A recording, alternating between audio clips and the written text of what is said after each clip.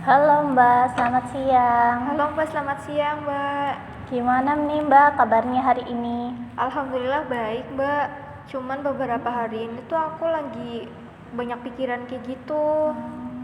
Oh gitu, jadi Mbak banyak kepikiran ya, pantesan dari kemarin tuh aku lihat kamu tuh sering sendirian, terus kayak lagi ada sesuatu yang dipikirin gitu.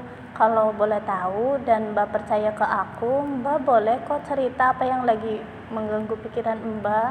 Boleh Mbak.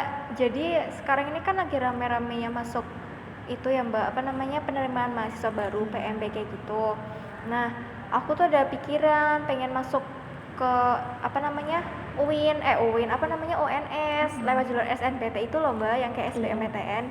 Nah, aku tuh pengen masuk ke situ. Cuman kan aku udah semester 4 juga ya. Jadi aku tuh bingung gitu loh. Di satu sisi udah semester 4, tapi aku pengen nyoba lagi gitu loh, ikut itu SNBT.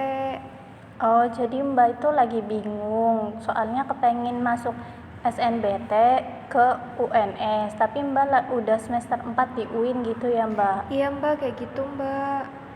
Kalau boleh tahu ya Mbak, kenapa Mbak masih kepengen masuk UNS padahal Mbak kan udah semester 4 di UIN? Jadi pas SMA, aku tuh lupa kelas 1 atau 2 gitu. Intinya tuh pas awal-awal masuk SMA, aku sama teman-temanku itu udah kayak nargetin gitu loh. Kayak harus target bisa masuk ke UNS bareng-bareng kayak gitu. Nah, makanya bisa dibilang itu cita-cita aku dari SMA, biar aku tuh bisa masuk ke UNS kayak gitu, Mbak. Oh, jadi itu tuh udah cita-cita Mbak ya dari SMA sama teman-teman Mbak buat masuk ke UNS bareng-bareng gitu ya Mbak? Iya Mbak, kayak gitu Hmm, Mbak. tapi kenapa akhirnya Mbak masuknya ke UIN Mbak? Jadi pas aku MTS sama SMA itu kan aku sekolahnya kebetulan berbasis agama. Nah, jadi orang tuaku tuh pengen supaya aku ngelanjutin perguruan tingginya juga yang berbasis agama gitu loh. Istilahnya kayak UNS kan beda ya, itu kan perguruan tinggi umum. Ya, mungkin ada ilmu agamanya gitu. Cuman kan nggak sebanyak muatan di apa sih namanya di UIN gitu kan. Iya. Makanya mamaku tuh nyuruh supaya di universitas yang berbasis Islam aja kayak gitu.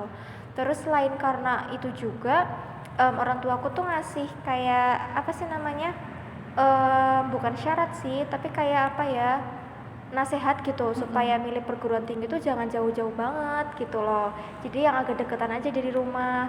Nah, makanya paling dekat itu ya ini UIN ini kayak gitu.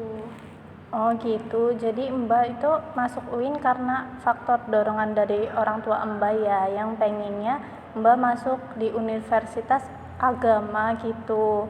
Terus karena faktor dari jarak rumah antara UIN sama rumah Mbak itu deket ya Mbak, jadinya Mbak disuruh untuk kuliah di UIN aja ya Mbak. Iya Mbak, kayak gitu Mbak. Tapi sebenarnya ya Mbak, kalau Mbak pernah membayangkan kalau dorongan dari orang tua Mbak itu sebenarnya banyak manfaatnya Mbak, kayak misalnya Mbak jadi lebih belajar ilmu agama yang mungkin kalau di UNS itu kan universitasnya berbasis umum ya, nggak berbasis agama gitu.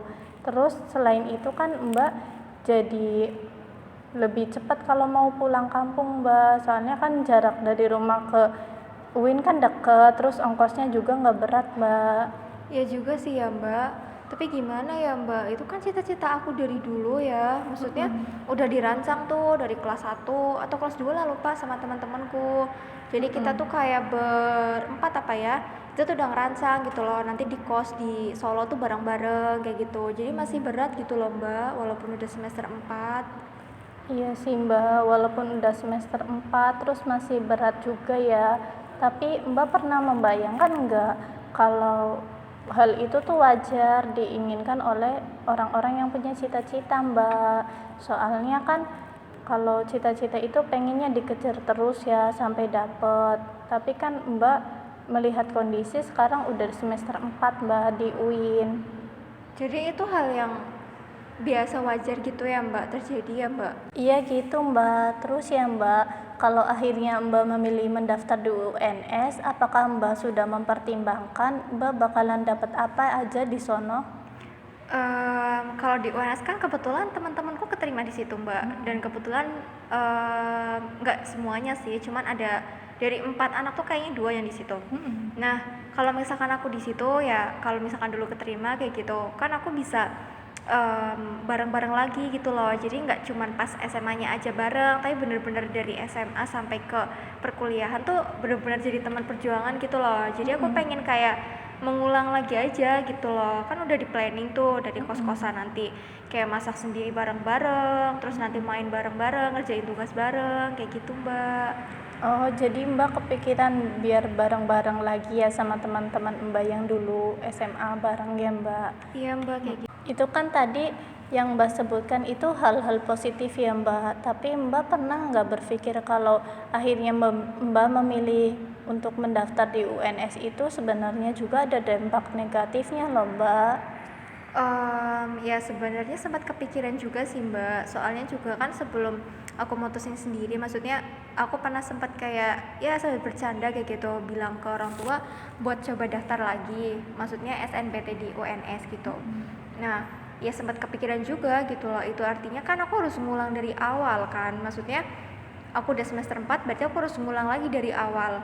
Dan itu kan konsekuensinya aku harus ngulang 2 tahun, terus juga dengan teman-teman yang baru juga kan, teman angkatan yang baru. Soalnya kan teman-temanku kan berarti kalau misalkan aku ngulang juga apa namanya, teman-temanku udah tetap lanjut di semester 5 gitu kan. Sedangkan aku nanti kalau misalkan ikut SNBT lagi kan diulang dari awal tuh, dari maba lagi. Terus selain itu juga hal yang aku udah dapetin selama 2 tahun di UIN gitu, rasanya ya kayak ya mungkin nggak sia-sia juga sih, cuman kayak aku harus ganti prodi lagi gitu kan, karena di UNS juga kan pasti mungkin kalau misalkan ada BK juga BK-nya kan BK beda gitu kan, bukan BKI. Paling itu sih Mbak, kayak mungkin kayak apa ya namanya, waktunya tuh jadi terbuang gitu loh sama 2 tahun yang aku udah dilaluin di UIN kayak gitu. Iya gitu Mbak. Jadi Mbak kalau akhirnya memilih untuk mendaftar di UNS itu menurut aku juga bisa membuang waktu Mbak selama 2 tahun di UIN Mbak. Kayak misalnya Mbak udah belajar apa aja di UIN itu akhirnya ganti pelajaran sama yang prodi baru yang Mbak ambil di UNS. Selain itu juga Mbak kehilangan uang UKT selama 4 semester di UIN Mbak. Oh iya ya Mbak. Iya gitu Mbak, dari pernyataan yang Mbak sebutkan tadi, konsekuensinya Mbak tetap pengen di UIN atau pengen daftar di UNS Mbak? Kalau misalkan tadi dari hal-hal yang sudah dipertimbangin ya Mbak, dari misalkan aku nanti misalkan ikut SNBT lagi, aku harus ngulang dari awal, terus UKT aku juga di UIN juga istilahnya kayak terbuang gitu loh selama 2 tahun gitu kan, padahal kan udah 4 UKT-an gitu kan.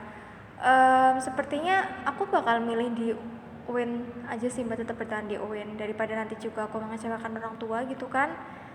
Ya kayaknya aku bakal condong ke tetap bertahan di UIN sih.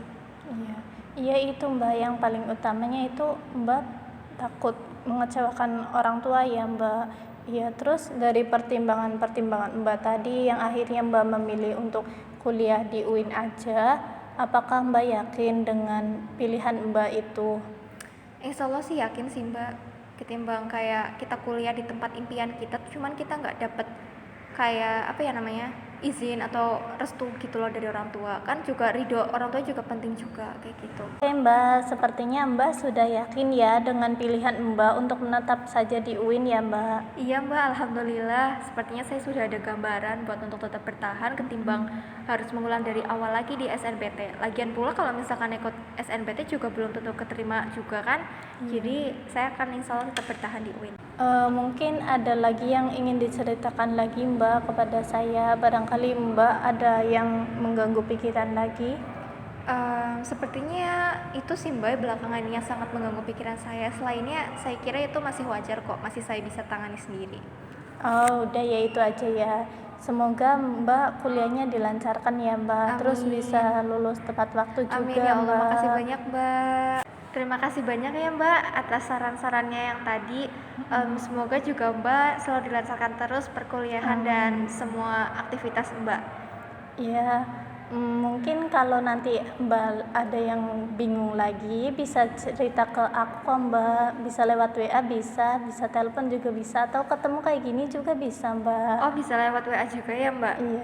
Oh iya, Mbak. Baik, Mbak. Terima kasih banyak, Mbak. Iya sama-sama Mbak, semangat ya. Terima kasih, Mbak.